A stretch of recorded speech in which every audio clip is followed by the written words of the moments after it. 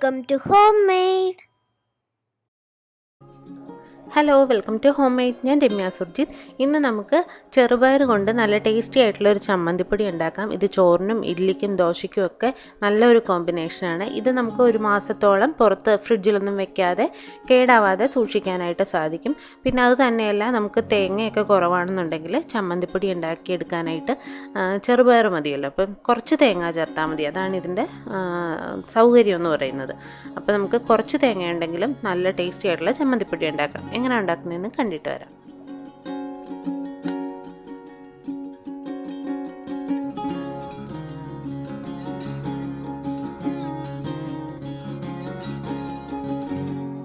ഇതിനായിട്ട് നമുക്ക് ആദ്യം ചെറുപയറൊക്കെ ഒന്ന് വറുത്തെടുക്കണം. അപ്പോൾ ഒരു കപ്പ് ചെറുപയർ നന്നായിട്ട് കഴുകി ഉണക്കിയെടുത്തതാണ്.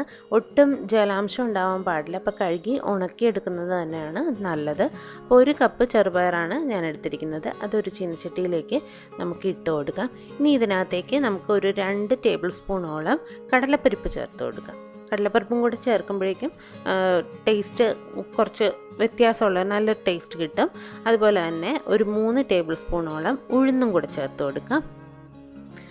ഇനി ഇത് നമുക്ക് നന്നായിട്ടൊന്ന് വറുത്തെടുക്കണം, റോസ്റ്റ് ചെയ്തെടുക്കണം. അപ്പോൾ ഒരു മീഡിയം ഫ്ലെയിമിലിട്ടിട്ട് ഇത് ചെറുതായിട്ടൊന്ന് കളറ് മാറി വരുന്നവരെ നമുക്ക് റോസ്റ്റ് ചെയ്തെടുക്കാം. തീ ഒത്തിരി കൂടിപ്പോരുത്. തീ കൂടിപ്പോയി കഴിഞ്ഞാൽ നമ്മൾ ഇതിനകത്തിട്ടിരിക്കുന്ന കടലപ്പരിപ്പൊക്കെ പെട്ടെന്ന് കരിഞ്ഞു പോകും. അപ്പോൾ കുറഞ്ഞ തീയിലും അതുപോലെ തന്നെ ഒരു മീഡിയം ഫ്ലെയിമിലും ഇട്ടിട്ട് ഇത് നന്നായിട്ട് നമുക്ക് റോസ്റ്റ് ചെയ്തെടുക്കാം. ഈ പയർ മൂക്കുന്ന സമയത്ത് നമുക്കൊരു നല്ല സ്മെല്ല് കിട്ടും. അപ്പോൾ നമുക്ക് അറിയാൻ പറ്റും മൂത്തിട്ടുണ്ടെന്നുള്ളത്. ഇപ്പോൾ കണ്ട ഒരു ബ്രൗൺ കളറായി വന്നിട്ടുണ്ട്. അപ്പോൾ ഈ സമയത്ത് നമുക്ക് ഇത് കോരി മാറ്റാം.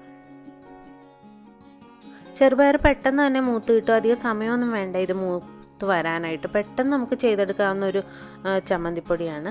അപ്പോൾ അത് ആ ചീനച്ചട്ടി തന്നെ വെച്ചേക്കരുത്. അത് മൂത്ത് കഴിഞ്ഞാൽ ഉടനെ നമുക്ക് കോരി മാറ്റാം. ഞാനിപ്പോൾ പൊടിക്കാനുള്ള ജാറിലേക്ക് തന്നെ അത് കോരി മാറ്റുകയാണ്. ഇനി ആ ചീനച്ചട്ടിയിലേക്ക് ഒരു 2 ടീസ്പൂൺ, കൂടിപ്പോരുത്, 2 ടീസ്പൂണോളം വെളിച്ചെണ്ണ ചേർത്ത് കൊടുക്കുക. വെളിച്ചെണ്ണ തന്നെ ചേർക്കണം. നാടൻ ചമ്മന്തിപ്പൊടിയാണ്. അപ്പോൾ വേറെ എണ്ണയൊന്നും ചേർത്താൽ ടേസ്റ്റ് ഉണ്ടാവില്ല. അതിനകത്തേക്ക് ഒരു ചെറിയ കഷ്ണം ഇഞ്ചി ഒന്ന് ചെറുതായിട്ട് അരിഞ്ഞതും അതുപോലെ തന്നെ ഒരു 4-5 ചുവന്നുള്ളി, ഉള്ളിയും കൂടിപ്പോകരുത്. എല്ലാം ഞാൻ പറഞ്ഞ അളവിൽ തന്നെ എടുക്കുക. ഉള്ളി ഒന്ന് ചെറുതായിട്ട് വട്ടത്തിലരിഞ്ഞ് അതുപോലെ തന്നെ ഒരു 5 ചെറിയ വെളുത്തുള്ളി അല്ലി ഞാൻ ചേർത്തിട്ടുണ്ട്. വലിയ വെളുത്തുള്ളി അല്ലിയാണെന്നുണ്ടെങ്കിൽ ഒരു 3 എണ്ണം മതിയാകും. അത് നമുക്ക് ആ വെളിച്ചെണ്ണയിൽ ചെറുതായിട്ടൊന്ന് വഴറ്റിയെടുക്കുക. ഒത്തിരി മൂത്ത് വരുമൊന്നും വേണ്ട. ചെറുതായിട്ടൊന്ന് വാടി അതിൻ്റെ ഒരു പച്ച മണം മാറിയാൽ മാത്രം മതി. ഇനി അതിനകത്തേക്ക് ഒരു 1/4 കപ്പ് തേങ്ങ ചേർത്ത് കൊടുക്കാം. നമുക്ക് പയറിൻ്റെ ടേസ്റ്റാണ് മുന്നിട്ട് നിൽക്കേണ്ടത്. അതുകൊണ്ട് 1 കപ്പ് പയറെടുക്കുമ്പോൾ ഒരു 1/2 കപ്പോ 1/4 കപ്പോ തേങ്ങ മതിയാവും. ഇനി അതിനകത്തേക്ക് 1 സ്പൂൺ കുരുമുളകും അതുപോലെ തന്നെ 8 ചുവന്ന മുളകും വറ്റൽ മുളകും ചേർത്ത് കൊടുത്തിട്ടുണ്ട്. എരിവ് കൂടുതൽ വേണമെന്നുള്ളവരാണെങ്കിൽ കുറച്ച് 1-2 മുളക് കൂടെ ചേർക്കാം. പിന്നെ ഒരു 2-3 തണ്ട് കറിവേപ്പില കൂടെ ചേർത്ത് കൊടുത്തിട്ടുണ്ട്. ഇനി ഇത് നമുക്ക് ഒന്ന് റോസ്റ്റ് ചെയ്തെടുക്കാം. തേങ്ങ ഒന്ന് നന്നായിട്ട് മൂത്ത് വരണം. ഒരു ബ്രൗൺ കളർ, ഗോൾഡൻ ബ്രൗൺ കളറായി വരുന്നവരെ നമുക്കിത് റോസ്റ്റ് ചെയ്തെടുക്കണം. തേങ്ങ നന്നായിട്ട് മൂത്താൽ മാത്രമേ നമുക്കിത് കൂടുതൽ ദിവസം കേടാവാതെ സൂക്ഷിക്കാൻ പറ്റുള്ളൂ. അപ്പോൾ തേങ്ങ നല്ല ഒരു ബ്രൗൺ കളറാകുന്നവരെ തന്നെ ഫ്രൈ ചെയ്തെടുക്കാൻ ശ്രദ്ധിക്കുക. തീ ഒരു മീഡിയം ഫ്ലെയിമിലിട്ടിട്ട് തന്നെ ചെയ്യണം, അല്ലെങ്കിൽ തേങ്ങ പെട്ടെന്ന് കരിഞ്ഞു പോവും. അപ്പോൾ ഒരു ഗോൾഡൻ ബ്രൗൺ കളറായി തുടങ്ങുന്ന സമയത്ത് ഇതിനകത്തേക്ക് നമുക്ക് പുളി ചേർത്ത് കൊടുക്കാം. വാളംപുളിയാണ് ചേർക്കുന്നത്. അപ്പോൾ ഒരു ചെറിയ കഷ്ണം വാളംപുളി നമുക്കിതിനകത്തേക്ക് ഈ സമയത്ത് ചേർത്ത് കൊടുക്കാം. ഇത് കണ്ട് ഇത്രയാണ് ഞാൻ ചേർത്തിരിക്കുന്നത്. കുറച്ച് കൂടുതൽ സ്ട്രോങ് ആയിട്ടുള്ള ചമ്മന്തി വേണമെന്നുള്ളവരാണെങ്കിൽ പുളിയും മുളകും ഒരല്പം കൂടെ കൂട്ടി കൊടുക്കുക. അപ്പം നല്ല സ്ട്രോങ് ആയിട്ട് തന്നെ കിട്ടും. ഇതിപ്പോൾ ഒരു നോർമൽ ടേസ്റ്റിലുള്ള അളവാണ് ഞാനിപ്പോൾ പറഞ്ഞിരിക്കുന്നത്.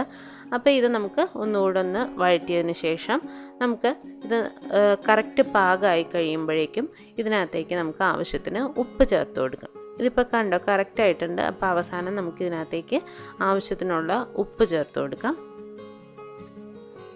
ഇനി നമുക്കിതിനകത്തേക്ക് ഒരു നുള്ള് കായപ്പൊടി കൂടെ ചേർത്ത് കൊടുക്കാം. കായത്തിൻ്റെ പൊടിയൊക്കെ ഏറ്റവും അവസാനം വേണം ഇടാനായിട്ട്, അല്ലെങ്കിൽ അത് പെട്ടെന്ന് മൂത്ത് പോവും. അപ്പോൾ നമുക്ക് ഉപ്പും കായപ്പൊടിയും ചേർത്ത് കഴിഞ്ഞാൽ നമുക്ക് ഗ്യാസ് ഓഫ് ചെയ്യാം. അതിന് ശേഷം ഒന്ന് നന്നായിട്ട് മിക്സ് ചെയ്ത് എടുക്കുക. അപ്പോൾ അതിനകത്ത് തന്നെ ഒരല്പനേരം കൂടെ ഇരിക്കട്ടെ. അത് ആ ചീനച്ചട്ടിയിൽ തന്നെ ഇരിക്കുമ്പോൾ കായം നന്നായിട്ട് മൂത്ത് കിട്ടും. അല്ലാതെ കായപ്പൊടി ചേർത്തിട്ട് പിന്നെ മൂപ്പിക്കേണ്ട ആവശ്യമില്ല. അപ്പോൾ ഇനി നമുക്കിത് ഓഫ് ചെയ്ത് വെച്ചിട്ട് ഒരല്പം ചൂടാറുന്നവരെ വെയിറ്റ് ചെയ്യാം. ചൂടൊന്ന് ചെറുതായിട്ട് കുറഞ്ഞാൽ മതി, നന്നായിട്ട് തണുക്കേണ്ട കാര്യമില്ല. ചെറുതായിട്ട് ചൂട് കുറഞ്ഞു വരുമ്പം നമുക്കതും കൂടെ ആ മിക്സിയുടെ ജാറിലേക്ക് എടുത്ത് നമുക്ക് പൊടിച്ചെടുക്കാം. ചെറിയ ചൂടോടെ പൊടിക്കുമ്പോൾ കറക്റ്റായിട്ട് ആ ചെറുപയറും എല്ലാം നന്നായിട്ട് പൊടിഞ്ഞു കിട്ടാൻ അതാണ് നല്ലത്. അപ്പോൾ ഒത്തിരി തണുക്കാൻ വെയിറ്റ് ചെയ്യാതെ ചെറിയ ചൂടോടെ പൊടിച്ചെടുക്കാം. അതുപോലെ തന്നെ പൊടിക്കുമ്പോൾ കുറച്ച് തരിതരിപ്പായിട്ട് പൊടിക്കാനായിട്ട് ശ്രദ്ധിക്കുക. അപ്പോഴാണ് കുറച്ചുകൂടെ നമുക്ക് കഴിക്കാനായിട്ട് ടേസ്റ്റ് ഉണ്ടാകുന്നത്. പിന്നെ തീരെ ഫൈൻ പൗഡറായിട്ട് ഇഷ്ടമുള്ളവർക്കാണെങ്കിൽ അങ്ങനെ ചെയ്യാം. ഞാനിപ്പോൾ ചെറിയ തരിയോടെ തന്നെയാണ് എടുത്തിരിക്കുന്നത്. അപ്പോൾ ഇത് നമുക്ക് ഒരു കുപ്പിയിലാക്കിയിട്ട് അടച്ച് സൂക്ഷിച്ചു കഴിഞ്ഞാൽ 1 മാസത്തോളം ഇത് പുറത്ത് ഒരു കേടും വരാതിരിക്കുമെന്ന് ഉറപ്പാണ്. പിന്നെ കൂടുതൽ കാലം സൂക്ഷിക്കണമെന്നുണ്ടെങ്കിൽ നിങ്ങൾക്കിത് ഫ്രിഡ്ജിൽ വെച്ച് കഴിഞ്ഞാൽ സൂക്ഷിച്ച് വയ്ക്കാൻ പറ്റും. അപ്പോൾ എല്ലാവരും ട്രൈ ചെയ്ത് നോക്കി അഭിപ്രായം അറിയിക്കുക. ഇഷ്ടപ്പെട്ടാൽ വീഡിയോ ലൈക്ക് ചെയ്യാനും സബ്സ്ക്രൈബ് ചെയ്യാനും കമൻറ്റ് ചെയ്യാനും ഷെയർ ചെയ്യാനും മറക്കരുത്. പുതിയ വീഡിയോസായി നമുക്ക് വീണ്ടും കാണാം. Thank you.